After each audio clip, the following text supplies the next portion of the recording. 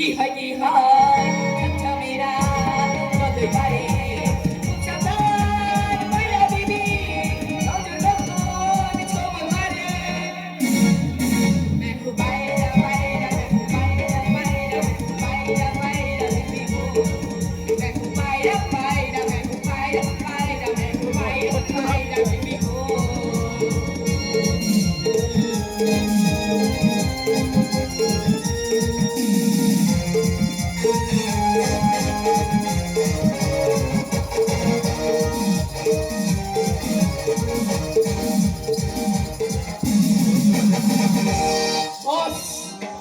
ওতে কিন্তু আমার একদম ভালো লাগছে না।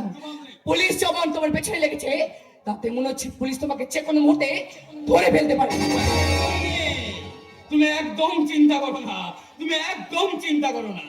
আমি যারা গণেশ গুপ্ত সুপ্ত কারণ লুপ্ত, এই গণেশ গুপ্ত সালা এত কাঁচা কাজ করে না।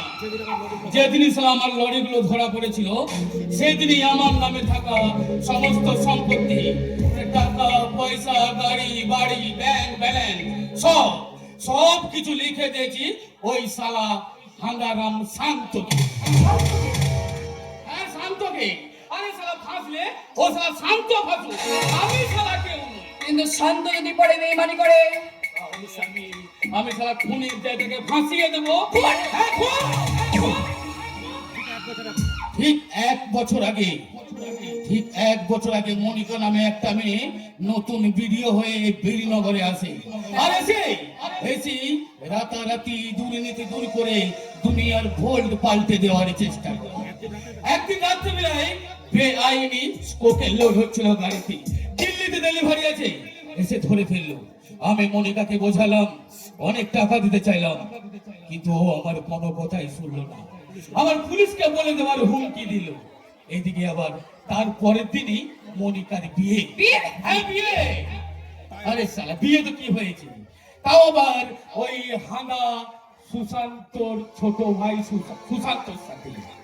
হ্যাঁ হ্যাঁ, কিন্তু শান্ত যেমন মাথা মোটা তেমনই রক্তটা। আমার এদিকে পূর্ণিমা কিংবা অমাবস্যার দিন ওর মাথাটা খারাপ হয়ে যায়। আমি সুযোগটাকে কাজে লাগালাম, শান্তকে উল্টো পাল্টা বলে উত্তেজিত করলাম। ঠিক মনিকার বিয়ের দিনই শান্ত নিজের হাতে তার ভাগ্নিবধূকে কেটে কুচি কুচি মারা ফেলল।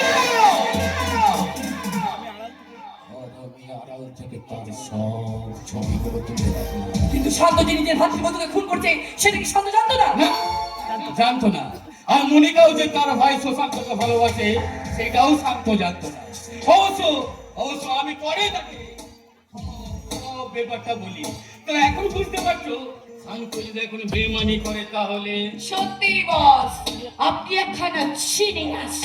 কিন্তু ড্রাইভার গুলো ধরা পড়ে গিয়ে যদি আপনার নামটা বলে দেয়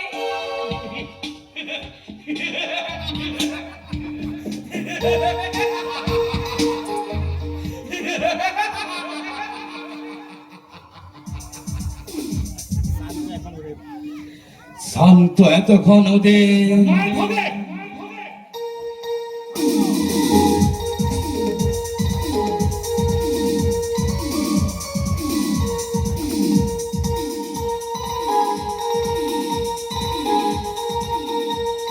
সবকটাকে সালাম মায়ের ভোগে পাঠিয়ে দিয়ে প্রথমে সারা ওদেরকে লোক পাঠিয়ে থানা থেকে উদ্ধার করেছি, তারপর সারা সব কটাকে কেটে কুচি কুচি করে ওই নদীর জল ভাসিয়ে দিয়ে।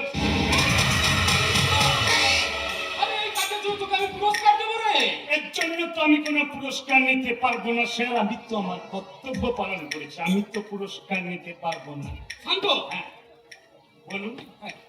বলুন, বলছি তোর ভাইয়ের বউটা নাকি শুনলাম খুব খাসা, তা সেই বিন্দাস মালটাকে একবার এখানে নিয়ে আয় না, আমিও সারা একটু চেকে দেখি।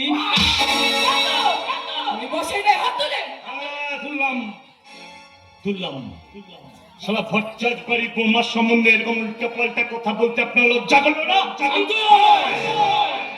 ওই ভাইয়ের বউ মানে কি? ভাগ্য মানে হলো সারা বৌমা, আর বৌমা হলো ছোট বোনের মতো। আপনি ভাবলেন কি করে যে আপনার মতো করে জানোয়ারের হাতে আমি আমার ছোট নিষ্পা বোনটাকে তুলে দেবো? শান্ত, তুই কিন্তু চলটা মেরো ভালো কাজ করলি না রে। ওই হিসেব তোকে আমি একদিন ঠিক বুঝিয়ে দেব। আমাকে মারার পর খুব সুখ পেয়ে যাবে। জানি জানি আপনি বুঝিয়ে দেবেন। কি করবেন বলুন, কি করবেন? কি করবো? হ্যাঁ বলুন ঠিক আছে।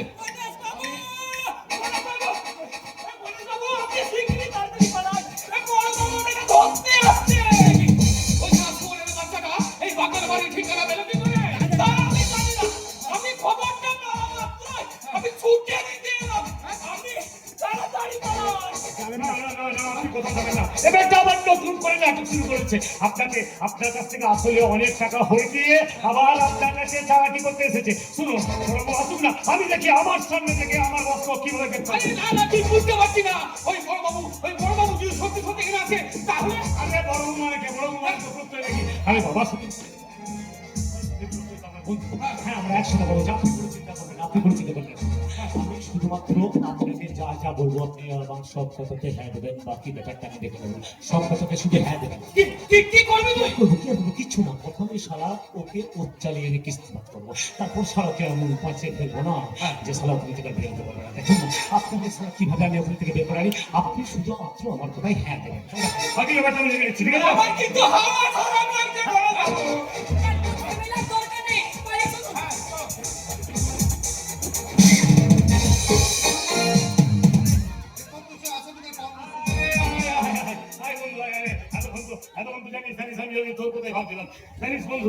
এই তোর মতো এরকম নিঃস্বাবান কর্তব্যবান পুরুষ আমাদের থানাতে এসেছে, এর জন্য আমার কত গর্ব হচ্ছে জানিস। কিন্তু তোর থানাতে এর মতো একটা বেঈমান পুলিশ অফিসার আছে, এটা ভেবে আমার খুব কষ্ট হচ্ছে। বেঈমান পুলিশ অফিসার। আচ্ছা আগে বিকাশ বাবু আপনি বলুন তো, আপনি বলুন, আপনি দিনের পর দিন এই গণজীবন কাছ থেকে ঘুষ নেন? আপনিও বলুন না, আপনি দিনের পর দিন ওনাকে ঘুষ দেননি? আপনি থামুন, আমি ব্যবস্থা করে করছি। শোনো, দিনের পর দিন উনি আমার কাছ থেকে ঘুষ খেয়েছে। আপনার ব্যবস্থা আপনার ব্যবস্থা আমি পরে করছি। এখন এখন বলুন তো, গণেশ গুপ্ত তো আপনারই না? আরে হ্যাঁ, ওনার নামে তো গণেশ গুপ্ত। আর জানিস প্রত্যয়, উনি তো আমাকে গতকালই বললেন, শান্ত জানিস আমার এই 2 নম্বরের লাইন আর ভালো লাগছে না, তাই ভাবছি পুলিশ হাতে ধরে দিয়ে আমি এবার বাকি জীবনটা পাপের কাছে করবো। এই শালা শুয়োরের বাচ্চা, আমি তোকে এই কথা কখনো বললাম না। বলেন আপনি বলেননি আমি শুধু উল্টো প্যাচ আপনি শুধু হ্যাঁ আসি, এই দেখ। বলিস। কোনো চিন্তা নেই, শুধু আপনি হ্যাঁ তাহলে বন্ধু বলছি এবার তুই তাহলে ওনাকে অ্যারেস্ট কর। হ্যাঁ? বিকাশবাবু, আমি পাবো না। আমাকে কোনো লাভ নেই, কারণ আমার বিরুদ্ধে কোনো প্রমাণই আপনি পাবেন না। প্রমাণ আমি জোগাড় করে দেবো। প্রত্যয় বন্ধু, তোর সঙ্গে আমি 2 মিনিট সময় দিয়ে নিচ্ছি, বুঝলি? হ্যাঁ 2 মিনিট।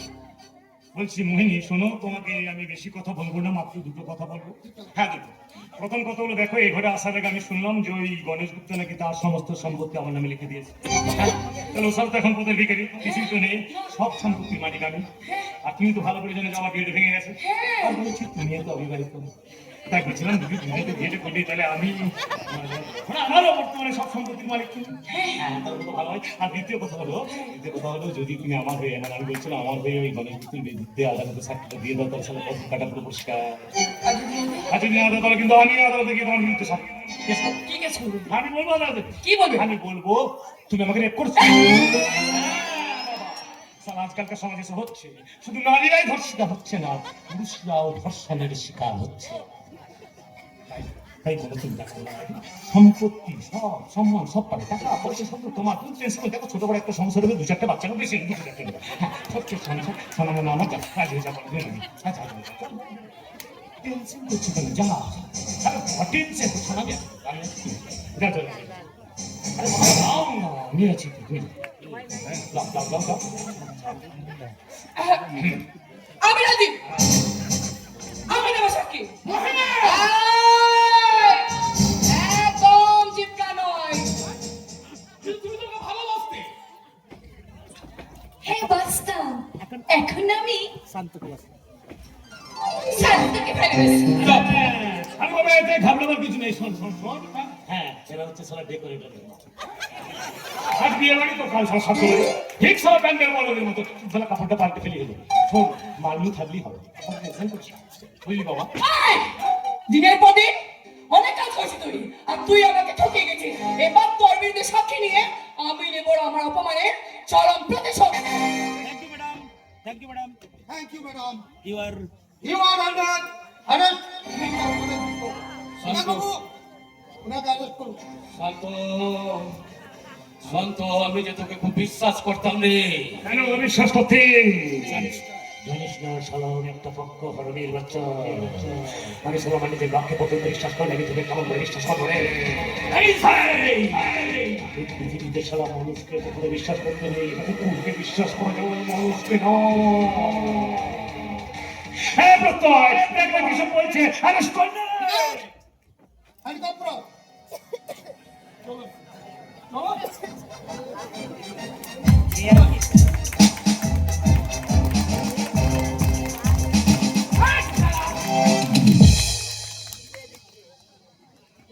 একটা কথা মনে রাখুন অফিসার, আমি একদিন জেল থেকে বেরিয়ে আসবোই। আচ্ছা, যেদিন আমি জেল থেকে বেরিয়ে আসবো শান্ত, সেদিনই হবে তোর তোর শেষ দিন। আমি সারা গণেশ গুপ্ত, অসন সুপ্ত, করণ লুপ্ত।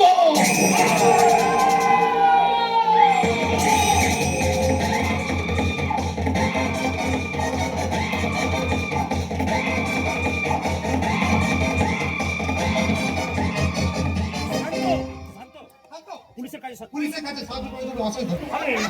আরে বন্ধু, এর জন্য ধন্যবাদ দিচ্ছিস কেন? আর আমি তো আমার বন্ধুর কর্তব্য করছি। হ্যাঁ শোন, তোকে আর একটা যে কথা বলছিলাম, বলছি ওই গণেশের গোডাউনে যেখানে ড্রাইভারগুলো লরিগুলো আছে তার ঠিকানা তোকে আমি দিচ্ছি। শোন, ওই পদ্ধতিকে গাড়ি তুই এবার ওখানে গেলি সারা সমস্ত ড্রাইভার লরিগুলো তুই পেয়ে যাবি। আমি গল্প সমস্ত সম্পত্তি সিদ্ধ করব। আরে এই হচ্ছে সারা তোদের দোষ। তোকে আমি সিল করতে কখন বললাম? আমি বললাম রেডমা। শোন, ওর তো সারা কিছু নেই, সব তো সারা মদ মেয়ে ছেলে তোদের শেষ করে দিয়েছে। আছে তো শুধুমাত্র এই লেন কারখানা, তাও তো ওটা আবার ওই বেচারি মোহিনীর নামে। শোনা, এই তো কান্দে না কান্দে, আমি কথা বলছি তো কথা বলছি, আর কান্দে না। ওটা তুই সিল করে দিলা ভাই, দেখ ওটা সিল করে দিলে আমাদের মতো বেকার করে না খেতে মারা যাবে। আর ওই বছরই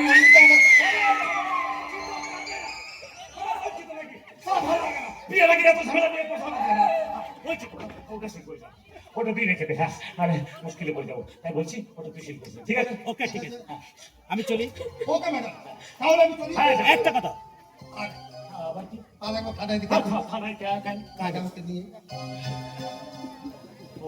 কিছু জরুরি কথাবার্তা আছে, তারপর দুটো দিকে ছেড়ে দেবো। ওকে বন্ধু, বাই। কাটছি।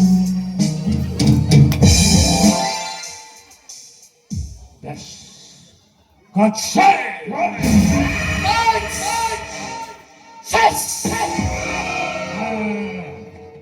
একটা অধ্যায় শেষ, অর্থাৎ ওই গণেশের অধ্যায় শেষ।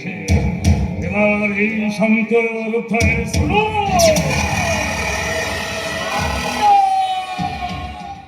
তোমার পেটে পেটে এত বুদ্ধি?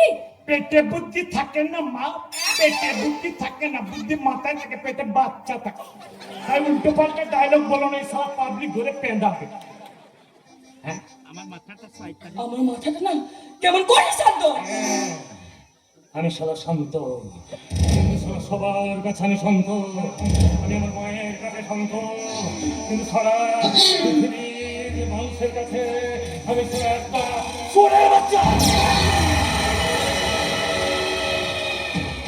আমি সারা দিনের বেলায় শান্ত, আর রাত্রিবেলায় কষা।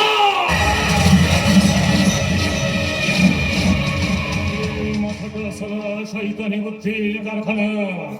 এই মাথার মধ্যে কখন যে কি বুদ্ধি ঘুরপাক খাচ্ছে সেটা সালা আমি নিজেই জানি না।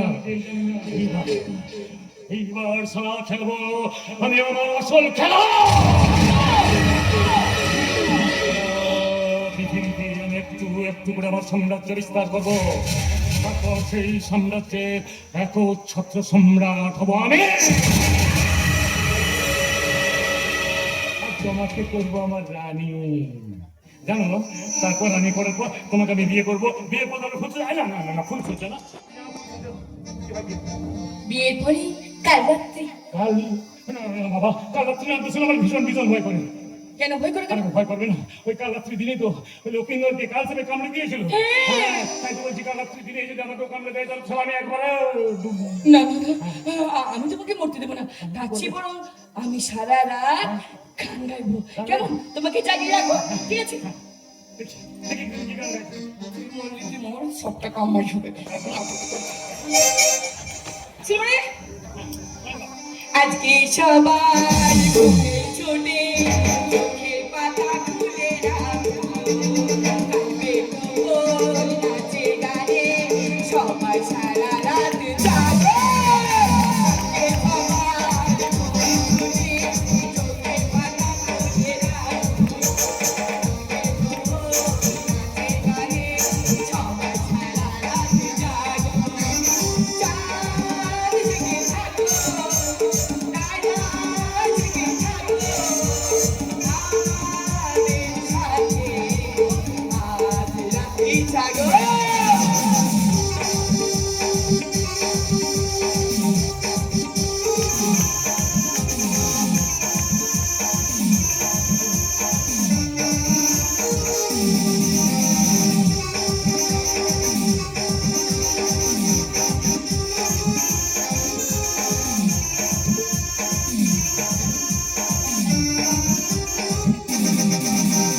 উঠবে মুখে যখন চাঁদের হাসি, তোমায় দুচোখ ভরে দেখবো।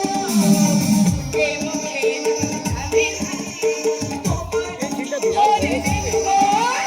আজকে সবার ঘুমে ছুটে চোখের পাতা খুলে রাখো, কাঁদবে কোমল নাচে গানে সবাই